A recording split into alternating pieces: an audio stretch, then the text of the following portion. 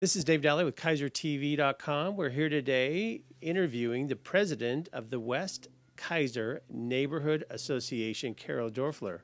And Carol, you've lived in this part of the Marion County before we were a city since 1963. So Right. you have put some time into this neighborhood or this town. Yes.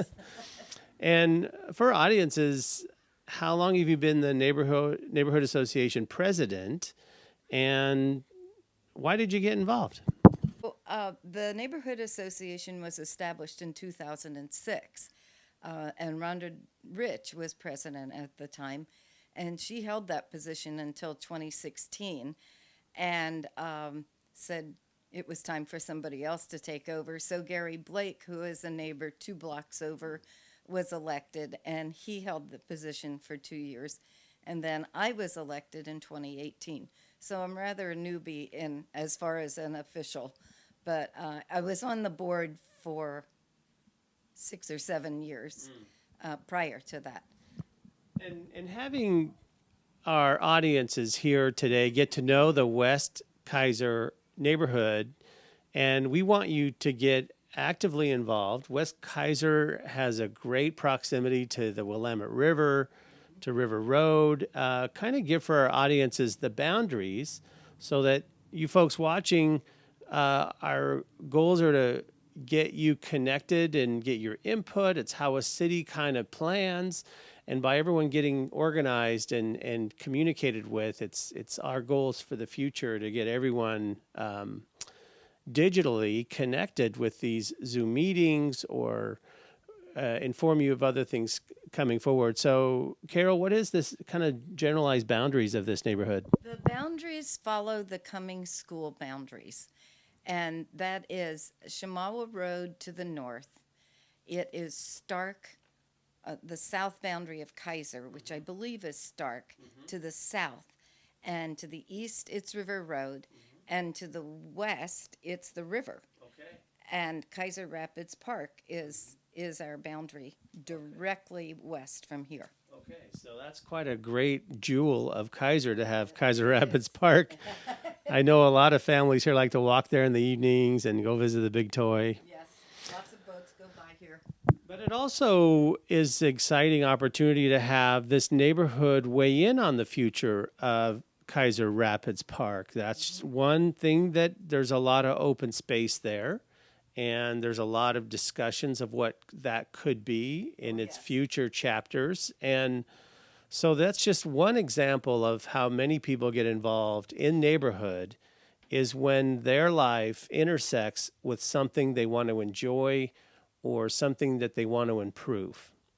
And we have issues in neighborhoods such as safety and families walking through the streets. We have water and improvement and taking care of our roads. There's just everything the city does has a touch here in the West Keizer neighborhood, that it's a correlation between city staff and citizens to work out how we best see the future of West Keizer and make this neighborhood safe and strong and livable. So with the neighborhood association for 2020, looking at a snapshot of 2 or 3 things that the neighborhood association is working on. Obviously, we're in the middle of a pandemic. We haven't been able to meet, I take it.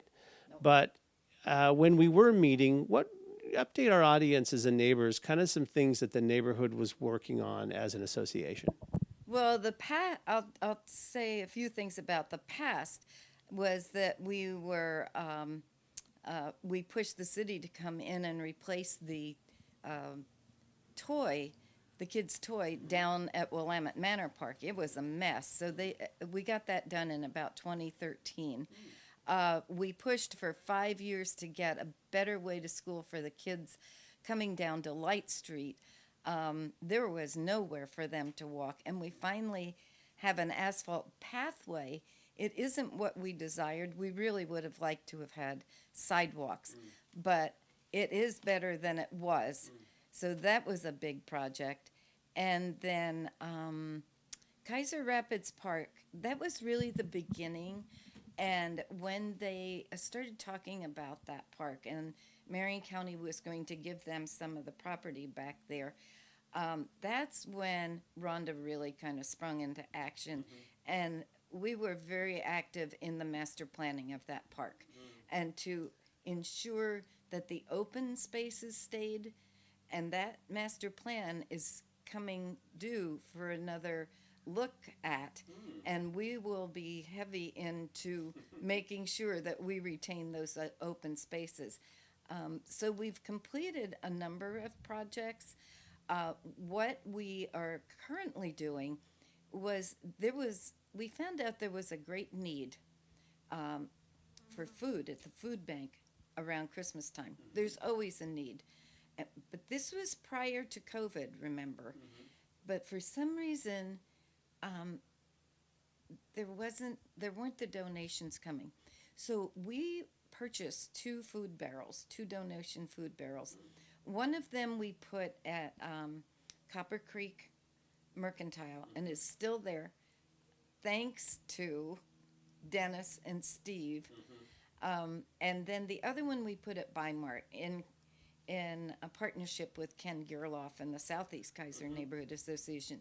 So when the holidays passed, we brought the barrels back. But then COVID came, and it was terrible. So we immediately took our one barrel back out, and it went to Copper Creek. The other one, well, we have a small budget, and we ran out of funds to get it wrapped with our logo, so we weren't able to get it back out there. But it is wrapped now, and it will be going out to a business along River Road very shortly.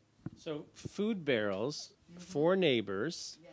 And that is one of the examples of how a neighborhood association looks at the needs of the folks in the neighborhood. You bet. And that is an effort so that those shoppers that are right there buying something, they can easily throw something in a barrel. Yeah.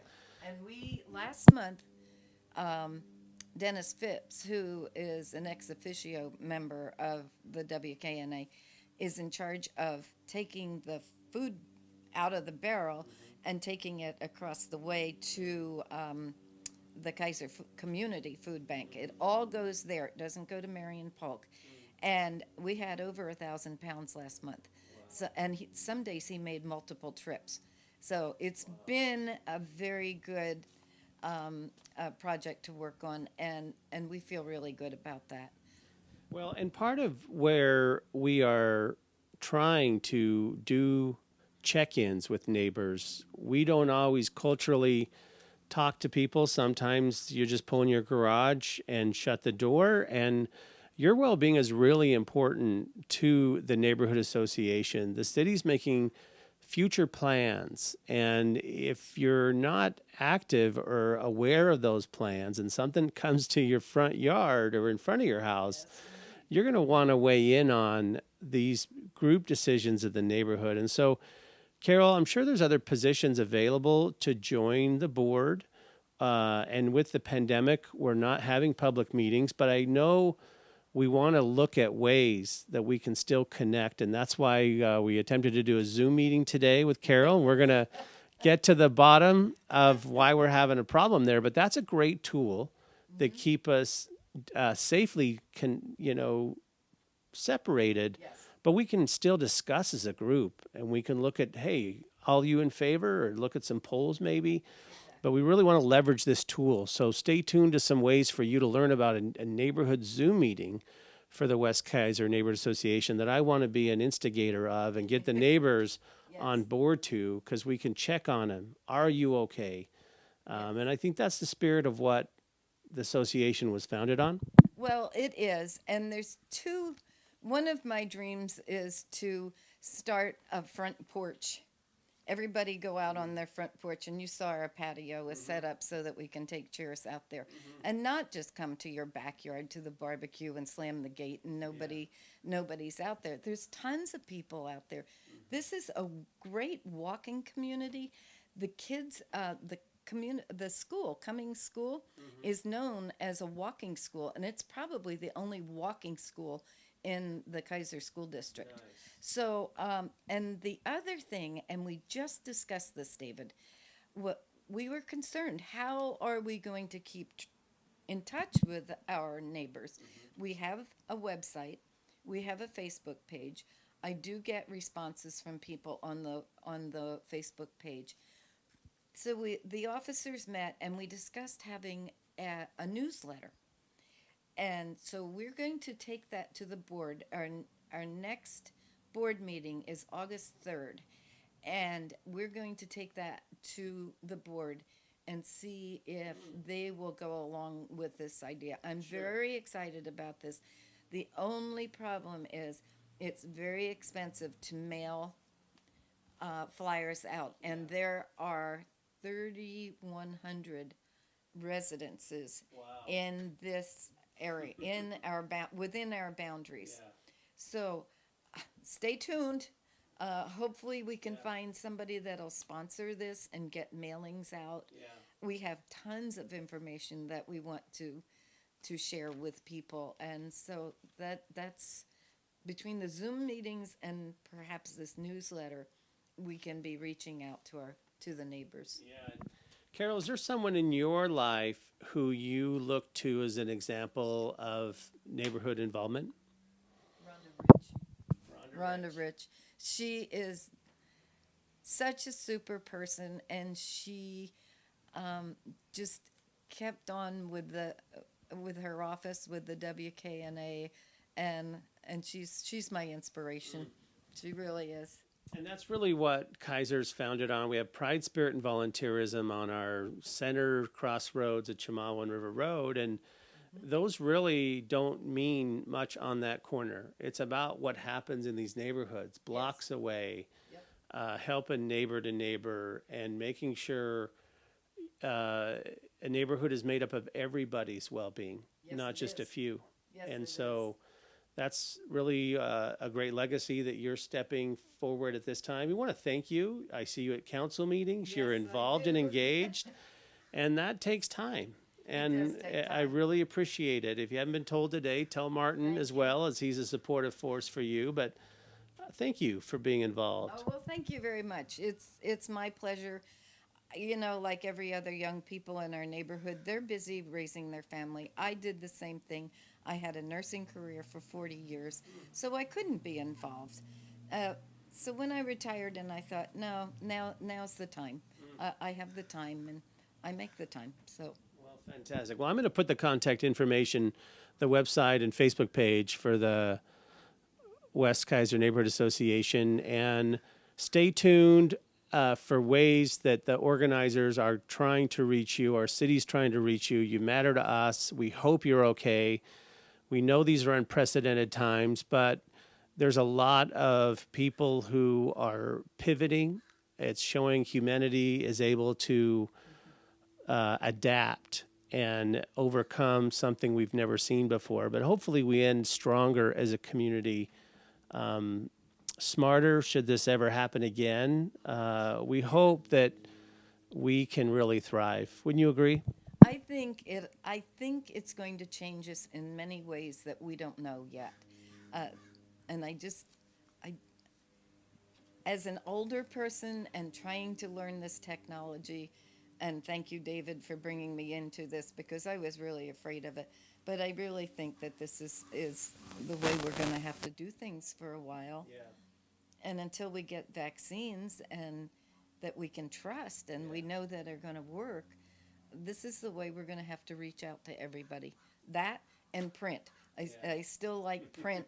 And I'm holding a brochure, and you will find these at all our parks. So please pick them up. It has our website and our Facebook page on the back of it. And join us, because we do want to keep in touch with you. Fantastic. And this beautiful signage, there's some other things you'll see out on, I know, Chemawa and the borders of the neighborhood. So stay tuned. I know that there's a number of activities we've done in West Keizer. I've covered as KeizerTV, whether it's cleaning up parts of West Keizer and just neighborly projects to make it better and better. We want you to be a part of it with us. So thank you so much for talking with us today, Carol. And I'm Dave Dahle with KeizerTV.com. Thank you.